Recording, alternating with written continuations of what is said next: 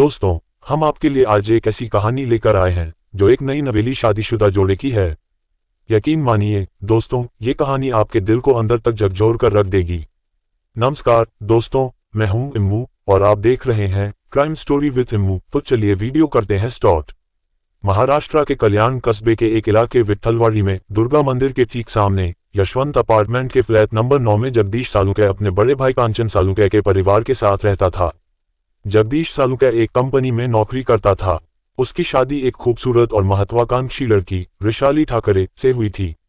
शादी के बाद जगदीश सालुंके ने अपने भाई का घर छोड़ दिया और वह उसी सोसाइटी में किराए का एक फ्लैट लेकर पत्नी वृषाली के साथ रहने लगा। लेकिन फिर अचानक 6 मार्च 2019 को रात के लगभग 11 बजे वृषाली ने वहीं पास में ही रहने वाले जगदीश सालुंके के मामा नंदलाल को फोन किया। वृषाली ने उन्हें रोते हुए बताया कि मामा जी, हमारे घर में बहुत बड़ी चोरी हो गई है और बदमाशों ने जगदीश को भी मार दिया है। वृषाली ने कहा, मामा जी प्लीज आप जल्दी हमारे घर पर आ जाएं।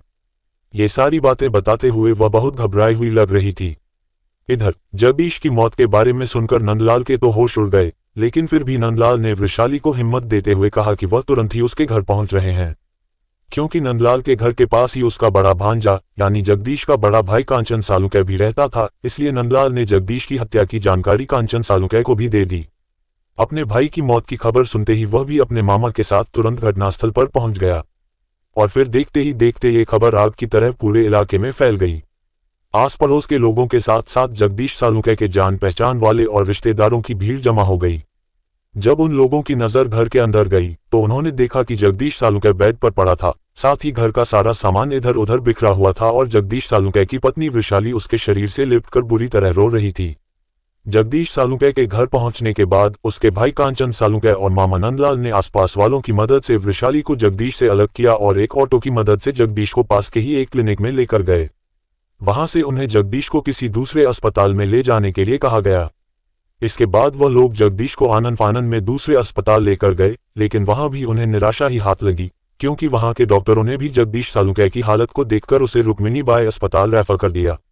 इसके बाद वह लोग रुक्मिणी बाई अस्पताल पहुंचे, लेकिन वहां के डॉक्टरों ने जगदीश को देखते ही मृत घोषित कर दिया। साथ ही अस्पताल की ओर से इस मामले की जानकारी स्थानीय पुलिस थाने के साथ साथ पुलिस कंट्रोल रूम को भी दे दी गई। सूचना मिलते ही थाना कोलसेवाड़ी में मौजूद एसआई पुलिस टीम के साथ जिला अस्पताल पहुंच गए। साथ ही इस घटना की जानकारी उन्होंने सीनियर अधिकारियों को भी दे दी थी। इसके बाद अस्पताल पहुंचकर वह मृतक के परिवार वालों से पूछताछ कर ही रहे थे कि तभी अचानक पुलिस अधिकारियों की नजर जगदीश के शव पर पड़ी। उन्होंने उसके शरीर पर कुछ ऐसा देखा जिससे वे तुरंत समझ गए थे कि यह मामला चोरी का नहीं है। डॉक्टरों से बातचीत करने के बाद पुलिस अधिकारियों ने जगदीश सालुंके के शव को पोस्टमार्टम के लिए मोर्चरी में भेज दिया। इसके बाद पुलिस सीधे घटनास्थल पर यानी जगदीश के घर पहुंची। घटनास्थल की बारीकी से जांच करने के बाद पुलिस वापस थाने लौट आई। थाने लौटने के बाद जब पुलिस ने इस मामले पर गंभीरता से सोच विचार किया तो उन्हें चोरी और जगदीश सालुंके की हत्या की कड़ियों में कई उतार चढ़ाव नजर आए, यानी यह मामला वैसा तो बिल्कुल भी नहीं था जैसा कि बताया जा रहा था। और इसलिए मामले की तह तक जाने के लिए जगदीश सालुंके की पत्नी वृषाली का बयान जरूरी था, लेकिन उस समय वृषाली बयान देने की हालत में नहीं थी। इसलिए सीनियर पीआई शाहू राजे ने पूछताछ करने के लिए वृषाली को दूसरे दिन थाने में बुलाया और मामले की तफ्तीश पीआई मधुकर और सुनीता राजपूत को सौंप दी। वृषाली ने अपने बयान में बताया कि घर में सब्जी खत्म हो गई थी।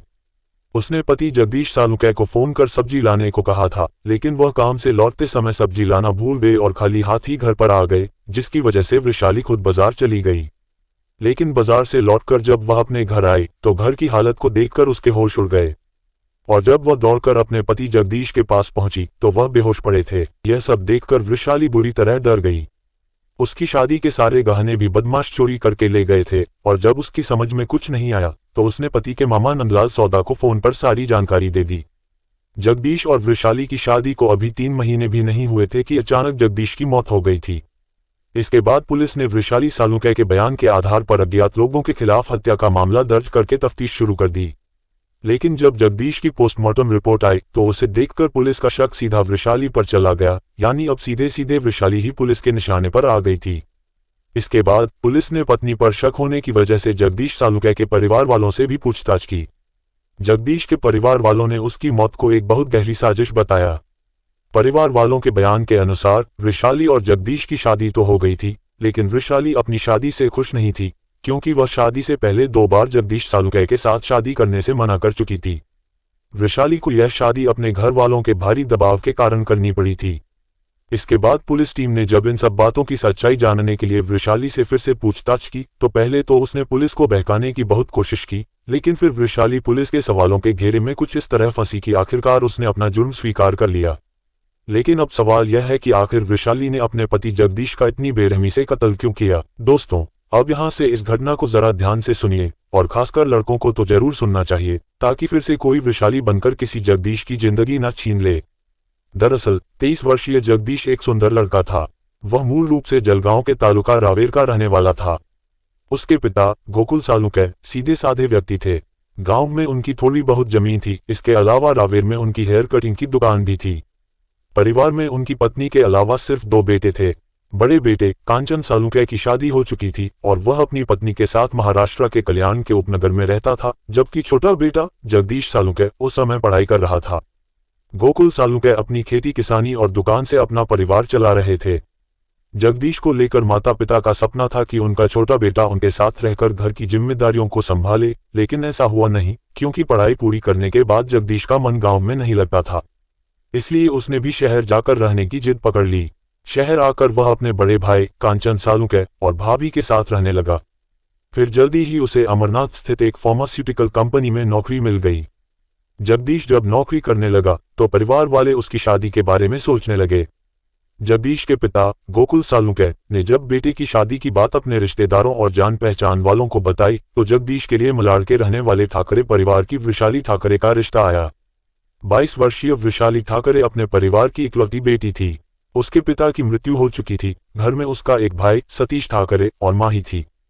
क्योंकि घर की पूरी जिम्मेदारी वृषाली के भाई सतीश ठाकरे के कंधों पर थी, इसलिए उसने अभी तक शादी नहीं की थी। उसकी बहन वृषाली जितनी सुंदर थी वह उतनी ही चंचल और हंसमुख भी थी, इसलिए जगदीश को वह पहली नजर में पसंद आ गई। वृषाली के घर वालों को भी यह रिश्ता बहुत पसंद आया, साथ ही उनकी पुरानी पारिवारिक रिश्तेदारी भी निकल आई।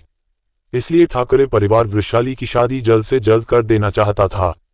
जगदीश सालुंके और वृषाली के एक दूसरे को देखने और पसंद करने के बाद दोनों परिवार और उनके रिश्तेदारों ने वृषाली और जगदीश सालुंके की सगाई कर दी। साथ ही शादी की तारीख भी तय कर दी गई, क्योंकि आज के जमाने में लोग सगाई को ही आधी शादी मानते हैं और अपने बच्चों को खुली छूट दे देते हैं। लड़का और लड़की दोनों बातचीत करने के साथ साथ मिलने जुलने और एक साथ घूमने फिरने लगते हैं। ऐसा ही कुछ वृषाली और जगदीश सालुंके के साथ भी हुआ था। वृषाली और जगदीश भी एक दूसरे से मिलने और बातचीत करने लगे थे। उनके बीच ये सिलसिला लगभग 6 महीने तक चलता रहा। जहां जगदीश सालुंके वृषाली से शादी तय होने पर बहुत खुश था, वहीं दूसरी तरफ आजाद ख्याल वाली वृषाली 6 महीने में ही जगदीश सालुंके से बोर हो चुकी थी, क्योंकि वृषाली को एक सीधा साधा लड़का नहीं चाहिए था, बल्कि उसे तो कोई मॉडल और स्मार्ट पति चाहिए था जो उसके इशारों पर चले और उसकी सारी इच्छाएं पूरी करे। इसलिए शादी के 20 दिन पहले वृषाली ने जगदीश सालुंके को फोन करके मुंबई के दादर रेलवे स्टेशन पर बुलाया और दुखी मन से जगदीश से कहा कि वो उसके साथ शादी नहीं करना चाहती, क्योंकि हम दोनों के विचार एक दूसरे से नहीं मिलते। वृषाली ने उससे कहा कि अगर हम दोनों की शादी हो भी गई तो हम दोनों कभी खुश नहीं रह पाएंगे। इससे तो अच्छा है कि तुम इस शादी से इनकार कर दो। वृषाली ठाकरे की इस बात को सुनकर जगदीश के तो पैरों तले जमीन खिसक गई, और उसकी वजह यह थी कि उसके घर वालों ने शादी की पूरी तैयारी कर ली थी और सारे रिश्तेदारों को शादी के कार्ड भी भेज दिए गए थे। जब जगदीश ने यह बात वृषाली को भी समझाने की कोशिश की तो उसने जगदीश को धमकी देते हुए कहा कि अगर उसकी शादी जबरन की गई तो वह जहर खाकर आत्महत्या कर लेगी, और फिर उसका क्या अंजाम होगा वह खुद समझ सकते हो। वृषाली की इस धमकी से जगदीश बुरी तरह डर गया। उसने वृषाली की सारी बातें अपने परिवार वालों को बता दी। इसके बाद जब इन सब बातों की खबर वृषाली के घर वालों को लगी तो वह लोग भी सख्ते में आ गए। उन्होंने वृषाली को आड़े हाथों लिया। अपने परिवार के दबाव में आकर वृषाली ने अपनी गलती मान ली और जगदीश से शादी करने के लिए तैयार हो गई। लेकिन अब जगदीश के परिवार वालों को वृषाली की बातों पर यकीन नहीं था। वो लोग वृषाली के परिवार वालों की विनती पर शादी के लिए तैयार तो हो गए थे, लेकिन उन्होंने साफ साफ कह दिया था कि अगर भविष्य में वृषाली ने कोई गलत कदम उठाया तो जिम्मेदारी उनकी नहीं होगी। इसके लिए जगदीश के घर वालों ने अलग से गारंटी और माफी पत्र लिखवाकर अपने पास रख लिया था। इसके बाद वह लोग शादी की तैयारी में जुट गए। इधर परिवार वालों के दबाव में आकर आखिर वृषाली जगदीश से शादी के लिए तैयार तो हो गई, लेकिन उसके मन में अभी जगदीश सालुंके को लेकर उलझन थी। जगदीश सालुंके को वह पति के रूप में स्वीकार नहीं कर पा रही थी और यही कारण था कि वृषाली अपनी शादी के लिए टालमटोल कर रही थी। इसके बाद शादी से 8 दिन पहले वृषाली ने जगदीश को एक होटल में बुलाया और फिर से वही पुरानी बातें दोहराते हुए कहा कि वह इतनी जल्दी शादी नहीं करना चाहती क्योंकि उसे ब्यूटिशियन का कोर्स करना है। कोर्स करके पहले वह अपना करियर बनाएगी और उसके बाद शादी के बारे में सोचेगी। उसने जगदीश से कहा कि तब तक के लिए तुम शादी की तारीख को आगे बढ़वा दो। जब मेरा करियर बन जाएगा तो फिर शादी तो हम कभी भी कर सकते हैं। इधर जगदीश वृषाली की बातें सुनकर गुस्से से भड़क गया।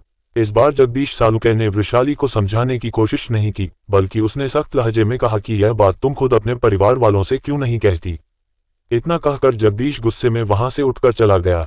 जगदीश सालुंके के इस रवैये से वृषाली भी गुस्से में आ गई। उसने सोचा कि इस समस्या से निपटने के लिए अब उसे ही कुछ करना पड़ेगा। घर जाने के बाद भी वह सारी रात इसी बारे में सोचती रही, करवटें बदलती रही और फिर सुबह तक उसने अपनी इस परेशानी का जो हल निकाला वह बहुत ही खतरनाक था। दूसरी तरफ दोनों परिवार वृषाली और जगदीश सालुंके की शादी को लेकर उत्साहित थे क्योंकि वृषाली की शादी हो रही थी। इस बात को लेकर उसकी सहेलियों और दोस्तों में खुशी की लहर थी। वे सब वृषाली से शादी की बैचलर पार्टी देने की मांग कर रहे थे और वृषाली उन्हें आजकल कहकर टाल रही थी। लेकिन फिर अचानक वृषाली ने शादी के 3-4 दिन पहले अपने घर में एक छोटी सी पार्टी रखी और इस पार्टी में खास तौर पर जगदीश को भी बुलाया गया था। वृषाली के बुलाने पर जगदीश पार्टी में आया तो जरूर था, लेकिन उसने पार्टी में एंजॉय नहीं किया। खैर, घर लौटते समय वृषाली ने बड़े प्यार से जगदीश के लिए खाने का टिफिन तैयार किया और उसे घर पहुंचकर खाने के लिए कहा। लेकिन जगदीश ने उस टिफिन का खाना नहीं खाया था क्योंकि घर जाने के बाद जब उसने टिफिन खोला तो उसमें से एक अजीब सी गंध आ रही थी, जिसकी वजह से जगदीश ने वह खाना नहीं खाया। उसने वह खाना फेंक दिया। वृषाली ने बताया कि उस खाने में बड़ी ही चालाकी से उसने जहर मिला दिया था, लेकिन जगदीश उस दिन भी बच गया था। आखिरकार 29 दिसंबर 2018 को बड़ी धूमधाम से वृषाली ठाकरे और जगदीश सालुंके की शादी हो गई। शादी के बाद वह दोनों घूमने के लिए हिल स्टेशन चले गए। इस शादी से जगदीश सालुंके तो बहुत खुश था और वह वृषाली के सारे गिले शिकवे भूल चुका था, लेकिन वृषाली इस शादी से बिल्कुल भी खुश नहीं थी। शादी के नाम पर उसने तो सिर्फ एक समझौता किया था। जैसे जैसे समय बीत रहा था वैसे वैसे वृषाली के व्यवहार में बदलाव आता जा रहा था। वह बात बात पर जगदीश और उसके परिवार वालों से लड़ाई करने लगी थी, जिससे तंग आकर जगदीश के परिवार वालों ने उसे अलग रहने की सलाह दी। परिवार वालों के कहने पर जगदीश उसी कॉलोनी में किराए पर एक फ्लैट लेकर वृषाली के साथ रहने लगा। वृषाली भी यही चाहती थी। वृषाली को घर गृहस्थी इसलिए नहीं चाहिए थी ताकि कोई भी उसे रोकने टोकने वाला न हो। नए घर में आने के बाद वह पूरी तरह से आजाद हो गई थी। वह सारा दिन मोबाइल फोन पर बातें करती रहती थी और जब जगदीश इस बात पर ऐतराज करता तो वह उसके साथ झगड़ने लगती थी। बात आगे न बढ़े इसलिए जगदीश सालुंके खुद ही चुप हो जाता था। हालांकि लोग शादी के बाद अपने शादीशुदा जीवन को हंसी खुशी के साथ जीते हैं, लेकिन जिस रिश्ते की नींव ही रेत पर खड़ी की गई हो वह शादीशुदा जीवन भला कितने दिनों तक चल सकता है। और यही जगदीश सालुंके के साथ भी हुआ। उसकी शादी को अभी पूरे 3 महीने भी नहीं गुजरे थे कि अपनी आजादी के लिए वृषाली ने जो रास्ता चुना वह रास्ता सीधा जेल की काल कोठरी में जाकर खुलता था। खैर, घटना वाले दिन वृषाली काफी खुश थी। उसने काम से लौटकर आए जगदीश से प्यार भरी बातें की और अपने प्लान के अनुसार उसके खाने में चूहे मारने वाली दवा मिला दी। इधर खाना खाने के बाद जगदीश जब सोने के लिए अपने बेड पर गया तो उसका मन बेचैन होने लगा। इससे पहले कि जगदीश उठकर बाथरूम में जाता, वृषाली ने उसके गले में नायलॉन की रस्सी डालकर पूरी ताकत से उसका गला घोंट दिया। और जब वृषाली को इस बात का पूरा यकीन हो गया कि उसका पति मर चुका है, तब उसने रोने धोने का ड्रामा करते हुए जगदीश के मामा नंदलाल सौदा को फोन किया था। वृषाली ने परिवार वालों और पुलिस को गुमराह करने की बहुत कोशिश की, लेकिन वह सफल नहीं हो पाए। शादी के बंधन से आजादी पाने के चक्कर में वृषाली अब एक ऐसी खाई में जा गिरी जहां से निकलना अब उसके लिए मुमकिन नहीं है।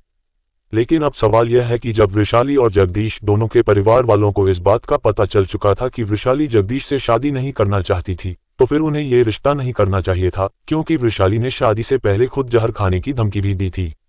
उन्हें तभी समझना चाहिए था कि जो लड़की खुद को जान से मारने की धमकी दे सकती है वह फिर कुछ भी कर सकती है, यानी किसी की भी जान ले सकती है। और आखिरकार यही हुआ। वृषाली की आजाद ख्याली और शादी न करने की जिद के कारण बेचारा जगदीश बेमौत मारा गया। इसके बाद पुलिस ने वृषाली ठाकरे के दिए गए बयान के आधार पर उसके खिलाफ धारा 302 के तहत हत्या का मामला दर्ज करके उसे कोर्ट में पेश किया, जहां से उसे जेल भेज दिया गया। दोस्तों, इस घटना को सुनाने का उद्देश्य किसी को दुखी करना नहीं है, किसी को परेशान करना नहीं है, बल्कि आपको जागरूक करना है। दोस्तों, इस पूरी घटना के बारे में आपकी क्या राय है, हमें कमेंट बॉक्स में जरूर बताएं। और अगर हमारी मेहनत पसंद आई हो तो इस वीडियो को लाइक करते हुए शेयर भी करें। अगर आपने अब तक चैनल को सब्सक्राइब नहीं किया है तो हमारे चैनल को सब्सक्राइब कर लीजिए। धन्यवाद।